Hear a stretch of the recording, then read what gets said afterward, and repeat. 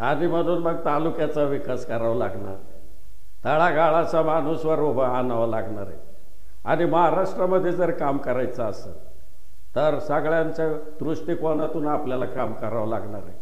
निळवंड्याचा पाण्याचा प्रश्न आपण मिटवला, मुळा बारामाही करायची.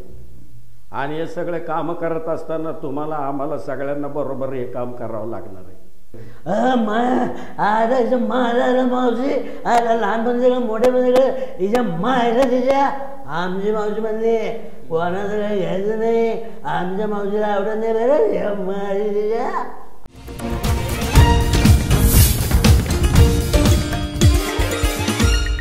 नमस्कार, मी श्रीनिवास रेणुकदास. आज दिनांकमध्ये आपल्या सर्वांचं मी मनपूर्वक स्वागत करतो. आज दिनांक ही वृत्तवाहिनी खरी अकोलेकरांची पहिली वृत्तवाहिनी. ज्यावेळेस केबल नेटवर्क होतं त्यावेळेस ही वृत्तवाहिनी सुरू झाली. त्यानंतरच्या कालखंडामध्ये जसे जशा गोष्टी बदलत गेल्या त्याप्रमाणे आपण यूट्यूबवर आलो. 17 जुलै 2017 रोजी ही वृत्तवाहिनी पहिल्यांदा यूट्यूबवर प्रसारित झाली.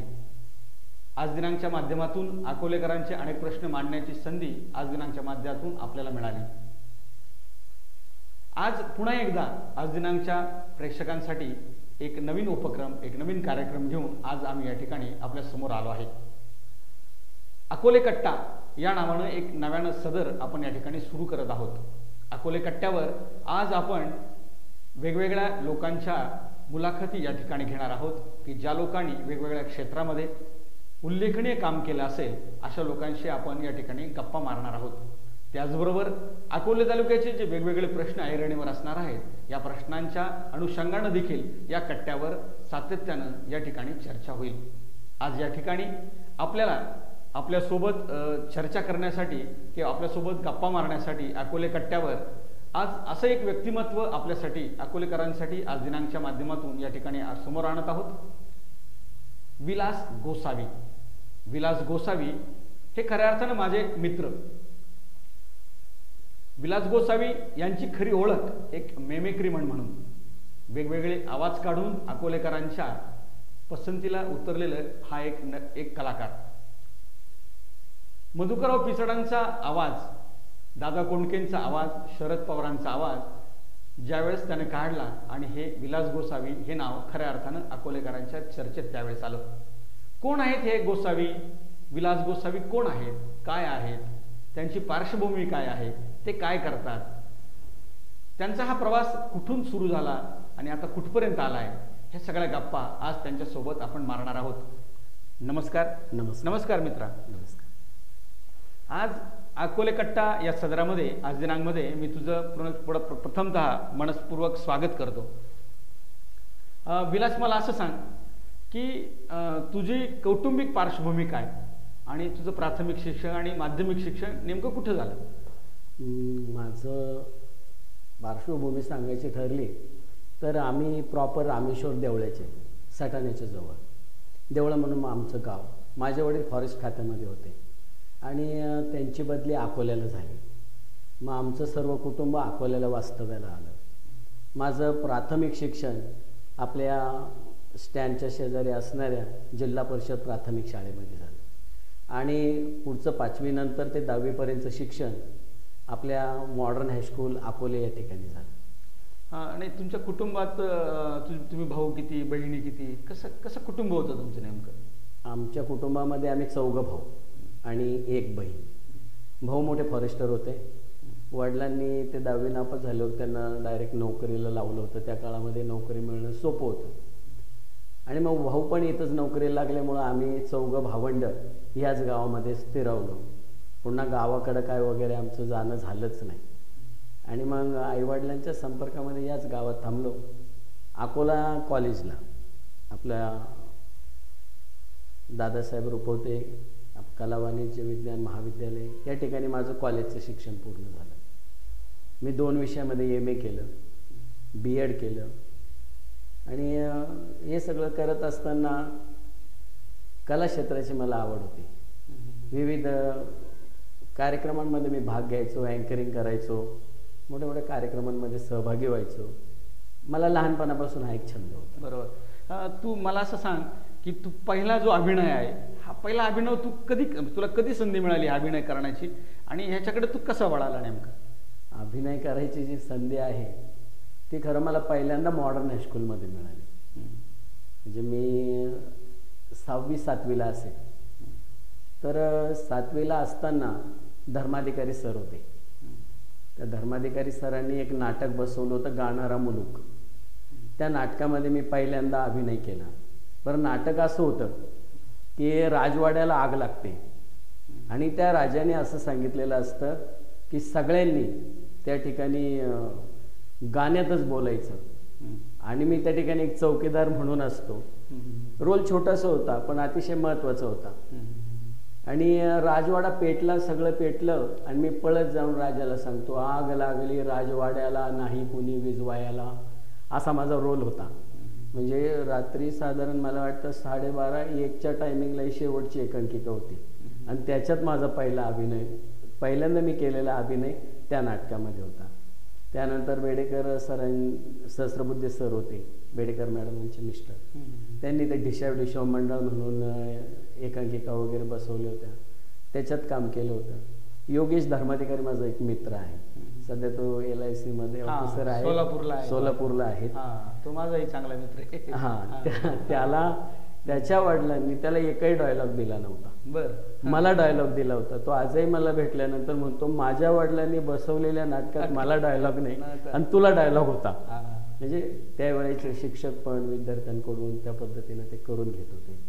आणि खरा अभिनय करण्याच्या बाबतीमध्ये अनंतराव देशपांडे सरांचं वक्तृत्व, त्याचबरोबर श्रीश देशपांडे सरांनी बसवलेले नाटकं, या सगळ्या गोष्टी मला प्रेरणा देऊन गेल्या.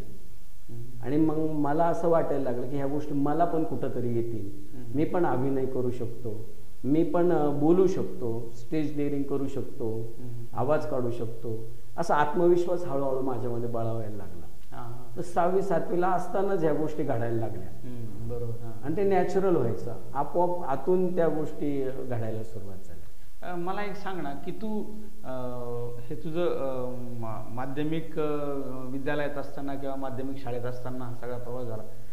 अकोले महाविद्यालयामध्ये असताना म्हणजे कोणकोणते नाटकं करायला मिळाली किंवा तो प्रवास नेमका कसा होता तुझा, म्हणजे विद्यार्थी म्हणून पण आणि एक कलावंत म्हणून पण, तो नेमका कसा प्रवास होता महाविद्यालय? अकोला महाविद्यालयाचं जर म्हणशाल तुम्ही, तर अकोला महाविद्यालयामध्ये मी 11वीला गेल्यानंतर तेव्हापासनं तर थेट BA होईपर्यंत अभिनयाचं फर्स्ट पारितोषिक मला होतं. आणि त्यामध्ये मी अशोक स्तंभ नावाची एकांकिका असेल, त्याच्यानंतर भास्के आभास नावाची एकांकिका असेल, अशा बऱ्याचशा एकांकिका वगैरे मध्ये काम केलं. राष्ट्र सेवा दलामध्ये मी काम करायचो. त्याच्यामुळे मला नॅशनल कॅम्पला पाठवलं गेलं. कोइंबतूर तामिळनाडू इथं त्या नॅशनल कॅम्पमधून मी 4 प्राइज आणले होते 29 युनिव्हर्सिटीमध्ये. अरे बापरे. तिथं पण डान्स वगैरे सगळे असं कॉम्पिटिशन मध्ये. कोइंबतूरचा जो अनुभव होता तो कसा होता नेमका? कोइंबतूरचा अनुभव हा माझ्या आयुष्यामध्ये फार मनाला आजही हुरहुर लावणार आहे.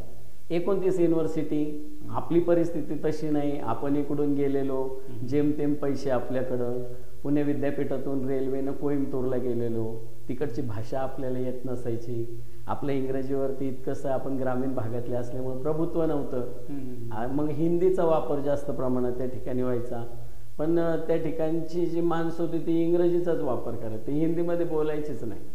पण तरीही त्या ठिकाणी गेल्यानंतर मात्र त्या नॅशनल कॅम्पमधून एक अशी जडणघडण झाली माझ्या आयुष्यामध्ये की बाहेर पडल्यानंतर काय होतं. सर्व शिक्षण अकोल्यात झालं, कॉलेजमध्ये झालं, गाव सोडून बाहेर कुठं गेलेलो नव्हतो. आणि त्या नॅशनल कॅम्पला गेल्यानंतर तिथं येणारी मुलं तेच कसं प्रेझेंटेशन करतात, कसं बोलतात, एक व्यक्तिमत्व विकासाच्या दृष्टीने माझं नेचर तिथं घडायला खरी सुरुवात झाली. बरोबर. नाही, ते जे महाविद्यालयीन जे जीवन होतं, एक कलावंत म्हणून जे होतं, तर ह्या कालखंडामध्ये तुझे एकांकिका ज्या ठिकाणी केल्या असं तुम्हालापासून सांगतोय, तर कुठली एकांकिका अशी होती की जी तुला खूप आवडली आणि तू खऱ्या अर्थानं त्या ठिकाणी तुला तो आनंद घेता आला खरा कलावंत म्हणून? अशी कोणती एकांकिका होती आणि त्याचे लेखक कोण होतं, दिग्दर्शन कोणी केलं होतं, काय होतं नेमकं त्याच्यात? आता मला आहे ना भास की आभास नावाची एकांकिका केली होती मी. त्याच्यामध्ये एक राजू कदम नावाचा मित्र माझ्यासोबत होता.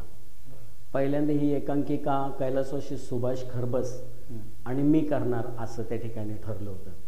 पण सुभाषने दुसऱ्या मोठ्या नाटकामध्ये काम करत असल्यामुळं तो मला म्हटला की मला होणार नाही शक्य. त्यानंतर धर्मांध नावाची एकांकिका करत होतो. त्याच्यामध्ये पण एक विनायक नावाचा माझा मित्र होता, तो सध्या प्राध्यापक आहे. तर आम्ही सोबत विनायक म्हणजे आभाळे का? आभाळे, विनायक आभाळे प्राध्यापक आहेत. धर्मांध नावाची त्यांनी स्वतः लिहिलेली एकांकिका होती आणि त्याच्याबरोबर मी त्यांच्यासोबत काम करत होतो. एक दीड पानाचे डायलॉग्स असायचे आणि आम्ही एका मागोमाग एक दोघं जण असं डायलॉग बोलताना टफ फाईट असायचं त्याच्यामध्ये एकदम. आभास की भास करत असताना मला खरा आनंद आभास की भासमध्ये खूप जास्त मिळाला. त्या एकांकिकेमध्ये ना एक गोष्ट खूप छान होती की तुम्ही आयुष्यभरामध्ये जे काही पाप पुण्य करता त्या पाप पुण्याची तुमची जी बेरीज होते त्यातून परमेश्वर तुम्हाला काही क्षण देत असतो, थोडा काळ देत असतो आणि तो काळ दिल्यानंतर 2 भिकारी मेल्यानंतर त्यांना परमेश्वराने पुण्याचा काळ म्हणून त्यांना 4 तास दिलेले असतात आणि सांगतात की 4 तास तुम्ही पृथ्वीवरती जा, तुम्हाला पाहिजे ते तुम्ही करू शकता, ते होऊ शकता. असं त्याच्यामध्ये रोल होता. मग त्याच्यामध्ये तो राष्ट्रपती होतो, त्याच्यामध्ये वेगवेगळे खेळ ते खेळतात त्या 4 तासामध्ये. पण 4 तासानंतर मृत्यू ही एक अटळ गोष्ट आहे, तर तुमचं मृत्यू होणारच असं त्या एकांकिकेमध्ये. असं खूप छान एकांकिका होती, करायला खूप मज्जा आली ती. त्या कालखंडामध्ये पुरुषोत्तम करंडकाच्या एकांकिका असायच्या, तर तशी कधी संधी तुला त्या पुरुषोत्तमसाठी मिळाली होती का त्यावेळेस कधी? नाही, पुरुषोत्तमसाठी त्यावेळेस एकांकिका बसवली गेली होती. पण पुरुषोत्तमला जाण्याचा योग आला नाही. थोडासा म्हणजे कॉलेजच्या याच्यावरती थोडासा तो प्रॉब्लेमॅटिक झाला.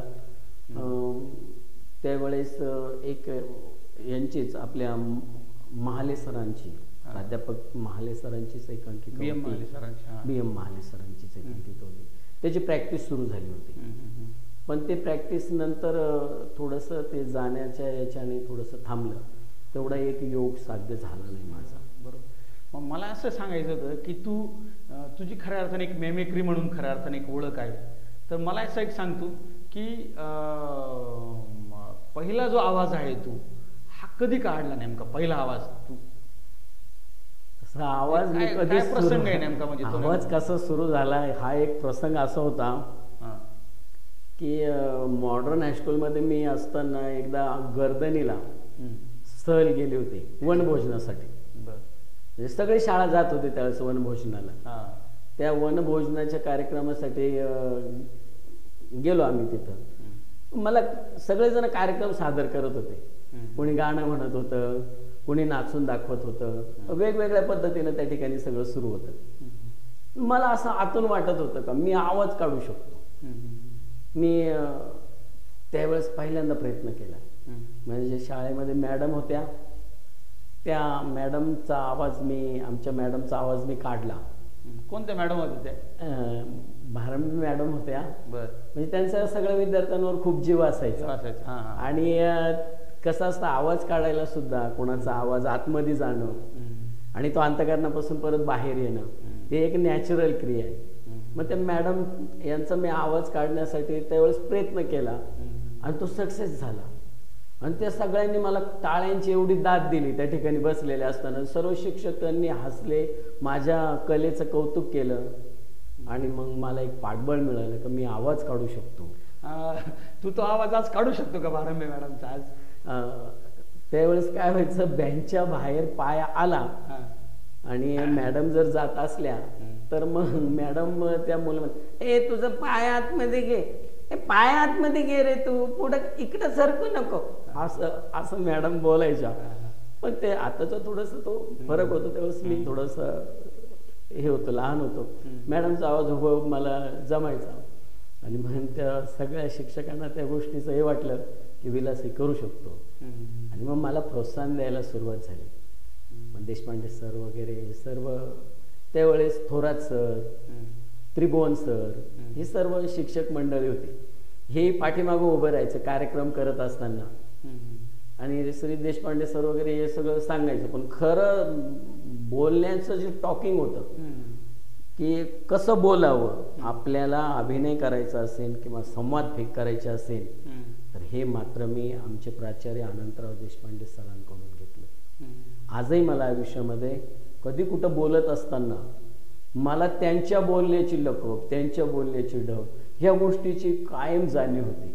त्याचबरोबर मग मी अकोला कॉलेजला असताना प्राध्यापक वांगडे सर होते, वांगडे सर होते हिंदीला.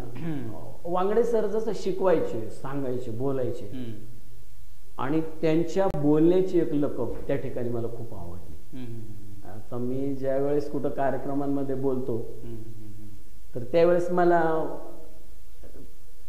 त्यांनी दिलेलं जे काही शिदोरी आहे बोलण्याची, हिचा वापर मी नेहमी करत असतो आणि त्याचा मला निश्चित फायदा झाला आयुष्यामध्ये.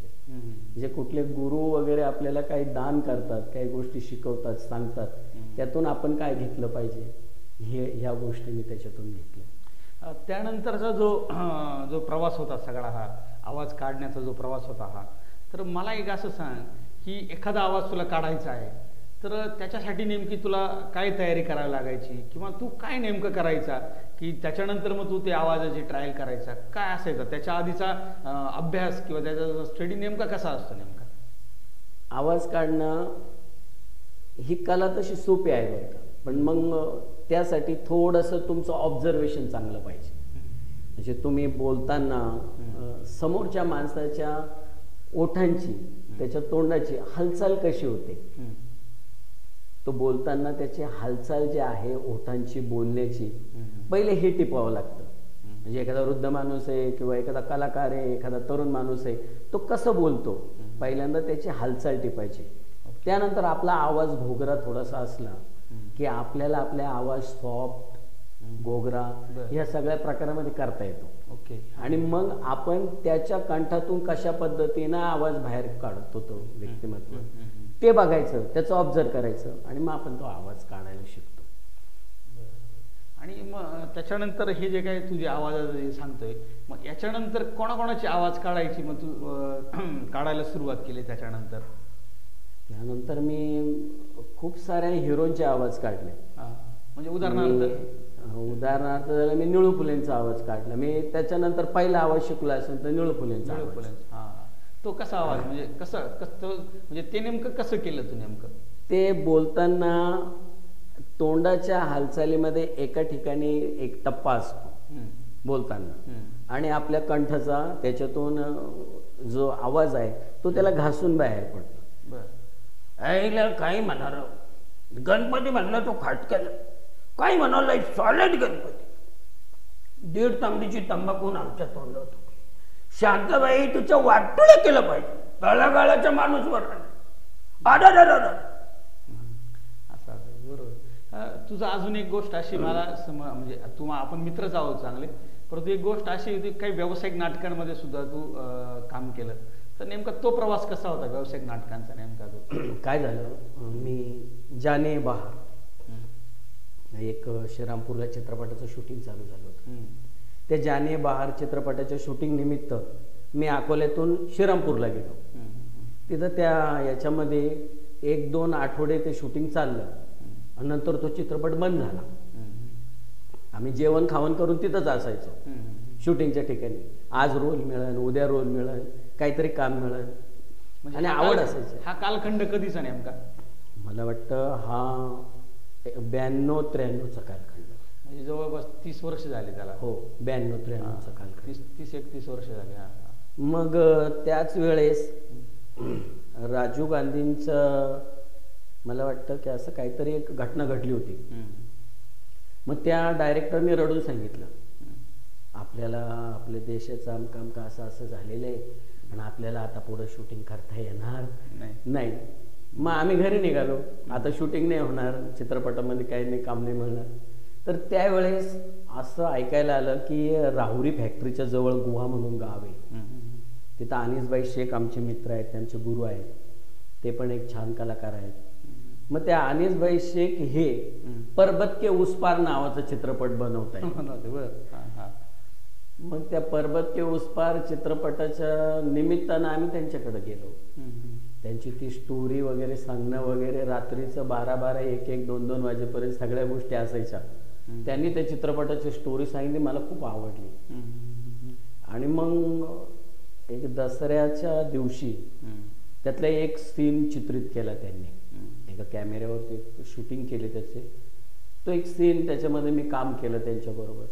पण खरा पिंड अनीस भाईंचा त्यांचा हा नाटकाचाच. त्यांनी आतापर्यंत बरेचसे नाटकं लिहिले. मग अनीस भाईंबरोबर मी म्हटलं, अनीस भाईंनी मला सांगितलं की तू असं का करत नाही, माझं एक नाटक सुरू होणार आहे, त्या नाटकात तू काम का नाही करत. त्यावेळी चंद्रकांत शिंदे वगैरे यांना त्या नाटकामध्ये घेण्याचं वगैरे सर्व कास्टिंग वगैरे सगळी तशा स्वरूपात होती, चांगली मोठी कास्टिंग होती ती. तर प्रेम करा जपून जरा नावाचं नाटक होतं. मग ते प्रेम करा जपून जरा नावाचं नाटकच माझ्यासाठी लिहिलं गेलं अनीस भाईंकडून. आजही त्या नाटकाचं जे स्क्रिप्ट आहे, पुस्तक आहे, त्या पुस्तकावर माझंच नाव विलास गोसावी म्हणून. त्यातलं एक स्त्री कॅरेक्टर म्हणजे दोघा मित्रांमधलं एक स्त्री कॅरेक्टर होतं. ते दोघं मित्र वडिलांना येणारे फसवण्यासाठी वेश बदलतात. मग तो म्हणतो की माझी मैत्रीण आहे, एक लेडीज कॅरेक्टर त्याच्याबरोबर मी करतो, असा तो रोल होता मला त्याच्यामध्ये. आणि मग प्रेम करा जपून जरा वगैरे असं नाटकांमध्ये. मग त्यानंतर वादळ नावाचं नाटक, या सगळ्या नाटकांसाठी अनीस भाईंनी त्या ठिकाणी मला बोलवलेलं होतं. मग मी असिस्टंट डायरेक्टर म्हणून त्यांच्याबरोबर काम केलं. आता नाव याचं कोरोना आहे ना, आपल्या आनंद शिंदेचे चिरंजीव त्यांनी ते गाणं गायलेलं होतं, नाव याचं कोरोना आहे ना. तर त्या गाण्याचं असिस्टंट डायरेक्टर म्हणून पण मी त्या ठिकाणी काम केलं. म्हणजे त्यांच्या मार्फत, अनीस भाईंमार्फत मग जे काही वेगवेगळ्या ठिकाणी चित्रपट वगैरे याचं शूटिंग व्हायचं, त्याच्यातलं मला थोडंसं ज्ञान असल्यामुळं अनीस भाई मला बोलवायचे. आणि त्या ठिकाणी मी अशा प्रमाणे माझं त्या ठिकाणी पहिल्या नाटकात काम करायचं, व्यावसायिक नाटकात काम करायचं, तिथला प्रवास सुरू झाला. मग अकोल्यामध्ये नाटक बसवलं. कडेलोट नावाचं नाटक अकोल्यामध्ये बसवलं, 3 अंकी नाटक. कडेलोट, बरोबर. मी पण त्याच्यामध्ये होतो. तुम्ही त्याच्यामध्ये रोल करत होते. आणि काही मित्र होते आपले सगळेच चांगले सवंगडी त्याच्यामध्ये काम करणारे होते. मग कडेलोटचं रात्रीचं प्रॅक्टिस वगैरे या सगळ्या गोष्टी तर तुम्ही तुमच्या डोळ्यांनी बघितलेल्या. एक चांगला मोठा प्रवास झाला, एक सुंदर नाटक झालं, त्याचे 4-6 शो झाले. मग अशा प्रकारे व्यावसायिक नाटकाकडं जाण्याचा माझा प्रवास सुरू झाला. त्याच काळामध्ये नोकरी वगैरे या निमित्तानं थोडंसं. तर ते जे तुम्ही सांगताय कडेलोटचं जे सगळं सांगतायत, तर तो जो कालखंड जो होता त्यावेळेसचा, तर त्यावेळेस अकोल्यातलं सांस्कृतिक जे वातावरण होतं, अकोल्यातलं म्हणजे नाटकं बसवली जात होते, वेगवेगळे कार्यक्रम होत होते, तो कालखंड कसा होता, म्हणजे त्यावेळेस कसं वातावरण होतं अकोल्यातलं आणि आता कसं आहे? त्यावेळेचं वातावरण फार वेगळं होतं, आताचं वातावरण फार वेगळं आहे. त्यावेळेस नटराज नावाची संस्था, आम्ही रावरी फॅक्टरीला त्या ठिकाणी अनीस भाई होते, त्यांची नटराज नावाची संस्था होती.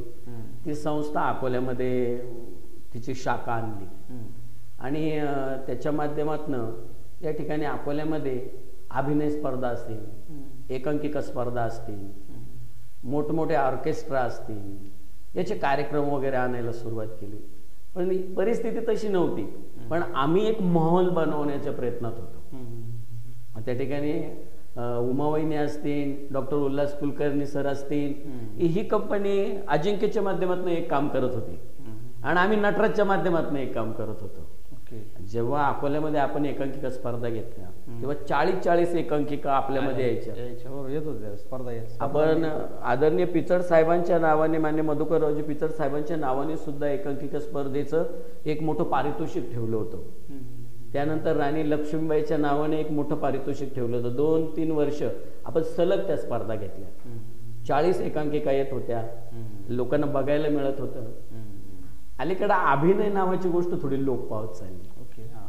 आता मुलं शक्यतो रेकॉर्ड डान्स लावून फक्त डान्स करतात, पण अभिनय दिसत नाही.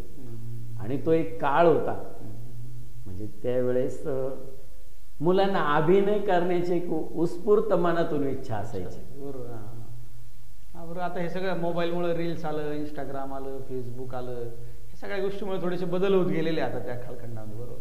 तू आता मगाशी सांगितलं की मधुकरराव पिचडांच्या नावाने एकांकिका स्पर्धा घेतल्या किंवा काय घेतलं, तर मला असं म्हणायचं होतं तू मधुकरराव पिचडांचा सुद्धा आवाज काढत होतो, तर तो नेमका म्हणजे ते कसं सुचलं तुला नेमकं, आणि तू ते नेमकं ऑब्झर्वेशन कसं केलं आणि तो आवाज कसा काढला नेमका त्यावेळेस? खरं कारण असं आहे का मी साहेबांच्या खूप सगळ्या कार्यक्रमांना जायचो. बरोबर. म्हणजे मी लहान होतो तर ते सगळे बिल्ले असे एकाचे एक असे लावायचे शर्टाला आणि त्या गाडीमध्ये बसून प्रचार करायचा साहेबांचा. तेव्हा साहेबांचा हाताचा पंजा होता, गावागावात ओरडत जायचं सगळ्यांबरोबर, पंजा पंजा पंजा पंजा म्हणत जायचं. आणि मग साहेब ज्या वेळेस राजकारणात अकोल्यामध्ये यायचे किंवा वेगवेगळ्या ठिकाणी त्यांच्या सभा व्हायच्या त्या मी बघायचो, खूप काटक्षानं बघायचो. मला एक आनंद वाटायचा. पण साहेब हे आपल्या आत जाते, आपल्या आतमध्ये जाते असं वाटलं नव्हतं. बरोबर.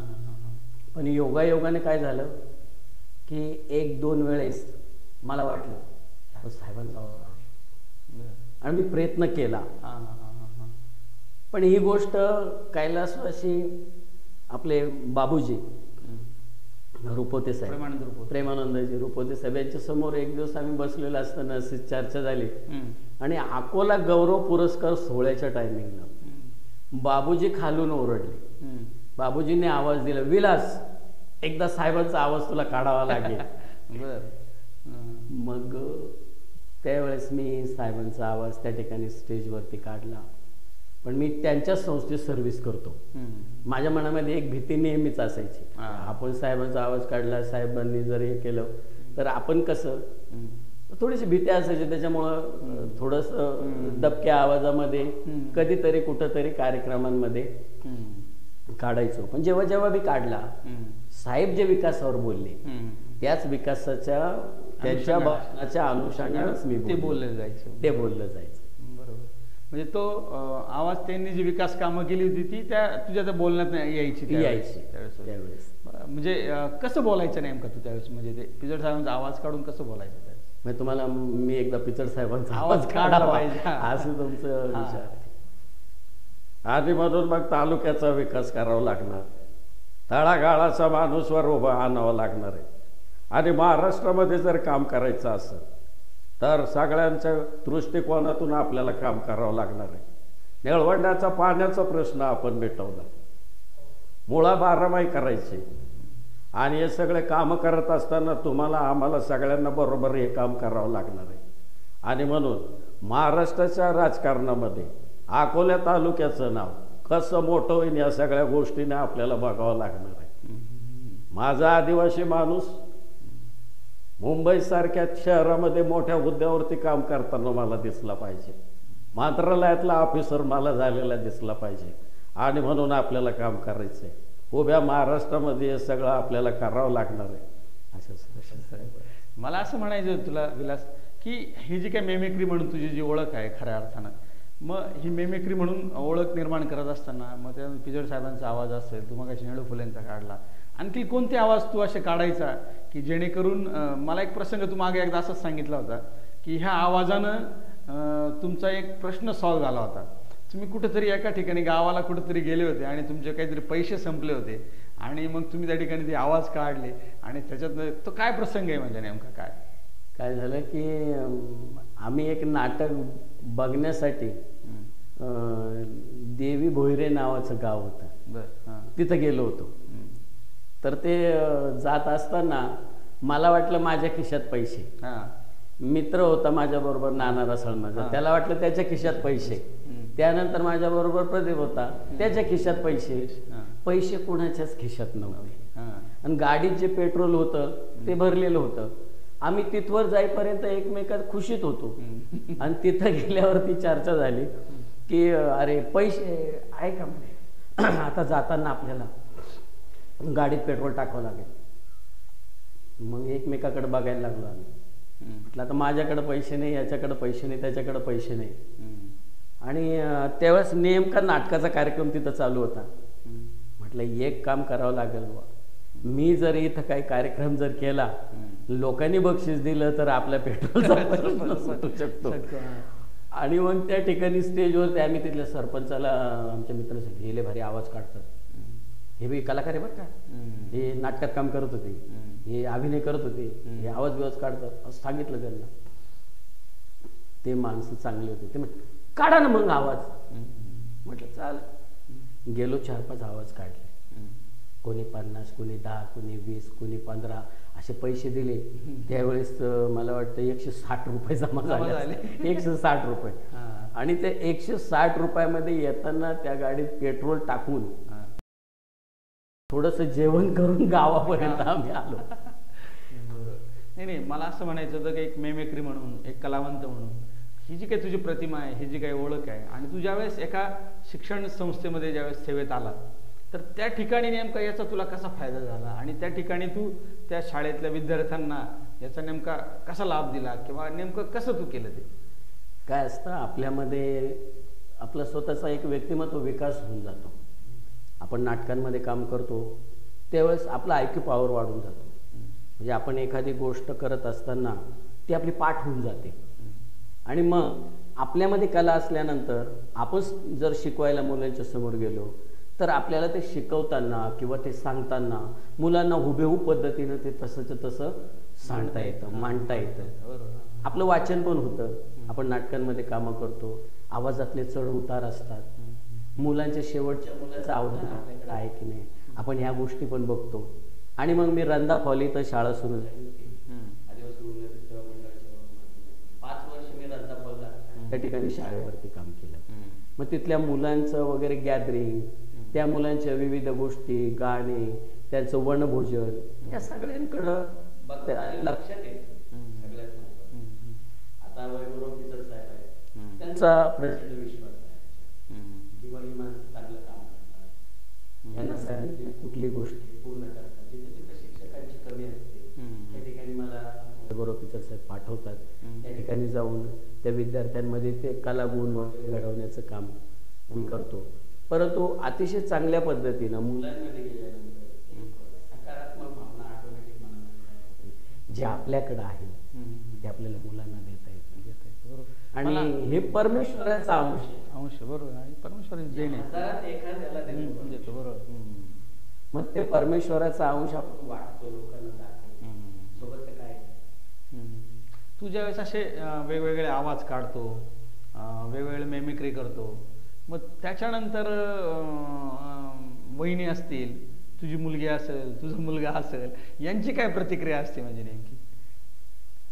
पूर्वी लग्नाच्या अगोदर आमच्या मोठ्या भावाची प्रतिक्रिया आहे, कशाला रात्रीचा जातो, कशाला कार्यक्रम करतो, काय बोलत राहतो इकडं तिकडं, असं मोठ्या भावांना वेळ व्हायचा, रात्रीचा टाइम व्हायचा.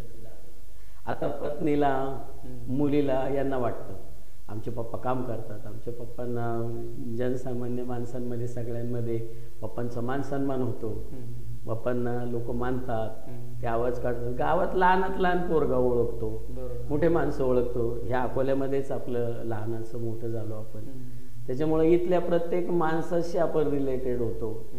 पूर्वीच्या काळी गणपतीमध्ये वगैरे स्पर्धा व्हायच्या, आणि या स्पर्धा होत असताना आम्ही तिथं कार्यक्रम सादर करायचो.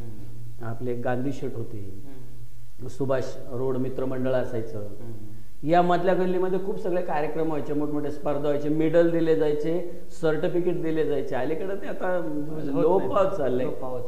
पण हे सगळं करताना हे पारितोषिक वगैरे, आता माझ्या पत्नीला हे पारितोषिक वगैरे मिळालं, त्यावेळेस तिला कळतंय का बघ हे पारितोषिक वगैरे आहेत यांच्याकडं, याची केवढी मेहनत असेल यांची.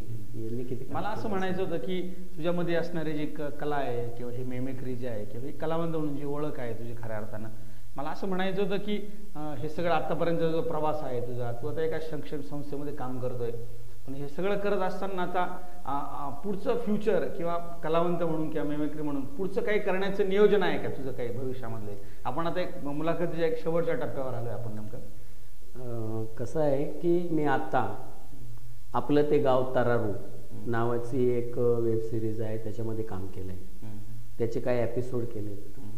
आणि माझी स्वतःची इच्छा आहे की जेव्हा मी थोड्याशा नोकरीच्या ह्याच्यातनं थोडंसं रिलॅक्स होईल त्यावेळेस मला स्वतःला 3 आणखी नाटक पुन्हा एकदा तुम्हाला सगळ्यांना घेऊन बसवण्याची माझी खूप मोठी इच्छा आहे मनामध्ये, की पुन्हा एकदा सगळे कलाकार जे आता ठीक आहे तुम्ही वयाच्या हिशोबाने पुढे गेले असेल पण तुम्ही कलाकारच आहे, तुम्ही काम तुम्ही सर्वांनी काम केलेलंच, कलावंत मरत नाही त्याच्यात. ते माझी इच्छा आहे की सगळ्यांना घेऊन वगैरे एक छानसं नाटक वगैरे बसवायची माझी इच्छा आहे. नाही अकोला शहरामधलं जे एक सांस्कृतिक वातावरण जे असं लोप पावलेलं आहे, तर तुझं काय तुला काय वाटतं असं की हे जे पुन्हा सांस्कृतिक वातावरण निर्माण व्हावं, पुन्हा अकोला शहरामध्ये एक सांस्कृतिक वातावरण तयार व्हावं, तर असं याच्यासाठी काही गोष्टी काय केल्या पाहिजे असं तुला असं वाटतं? किंवा तू इतर कलावंतांना, ज्यांच्यामध्ये कलावंत आहे, ज्यांच्यामध्ये कला आहे, अशा लोकांना काय आव्हान करशील तू? माझी इच्छा अशी आहे की जो अभिनय नावाची जी आपली कला आहे ती लोप पावत चालली. अकोल्यामध्ये त्याचे कुठंतरी क्लासेस असावे, विद्यार्थ्यांना पथनाट्य काय आहे, एकांकिका काय आहे, 3 अंकी नाटक काय आहे, हे सगळे नाटक जे आहेत या नाटकाच्या माध्यमातून त्यांच्यापर्यंत ती कला रुजवली जावी, त्यांना ते शिकवलं जावं. नुसता डान्स एक डान्स असू नये, नुसतं नृत्यातून सगळं सादरीकरण असू नये, पण अभिनय पण असला पाहिजे.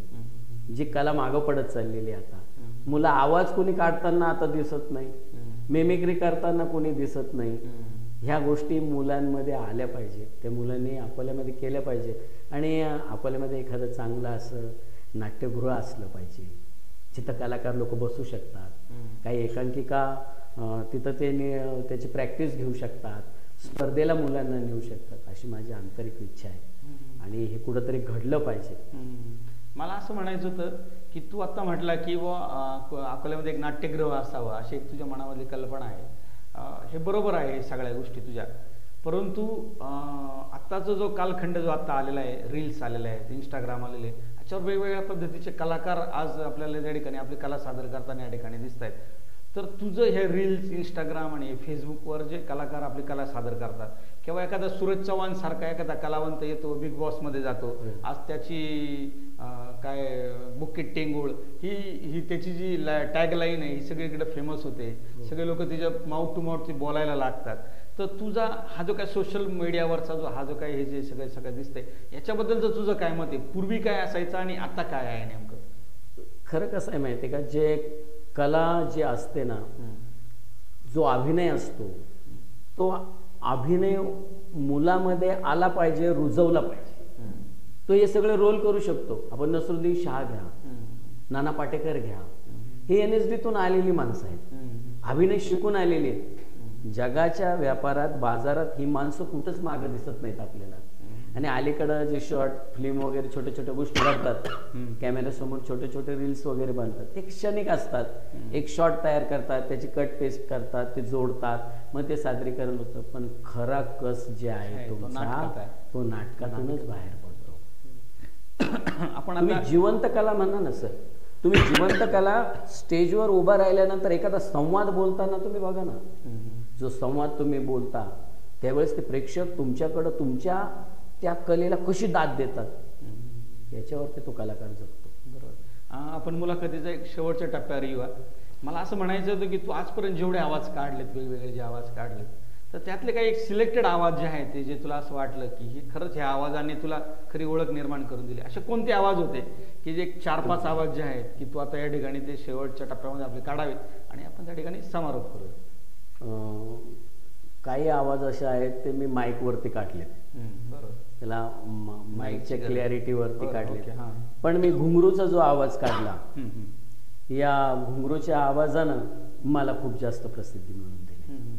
त्याचबरोबर मी दादा कोंडकेंचा आवाज काढला, त्यानंतर मी रेल्वेचा, विमानाच्या फायरिंगचा, असे वेगवेगळे आवाज मी काढले. त्यामध्ये दादा कोंडकेचा आवाज आणि घुंगरूचा आवाज जो होता हे लोकांच्या मनाला खूप भावले.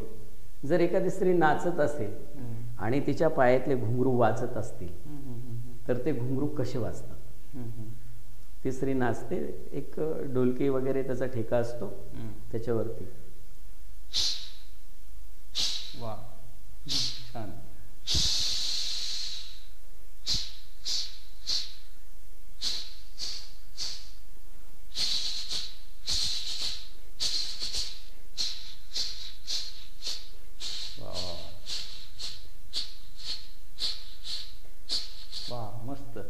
स्वरूपात ते घुंगरू वाजवले की पब्लिकमधनं खूप चांगला रिस्पॉन्स मिळायचा.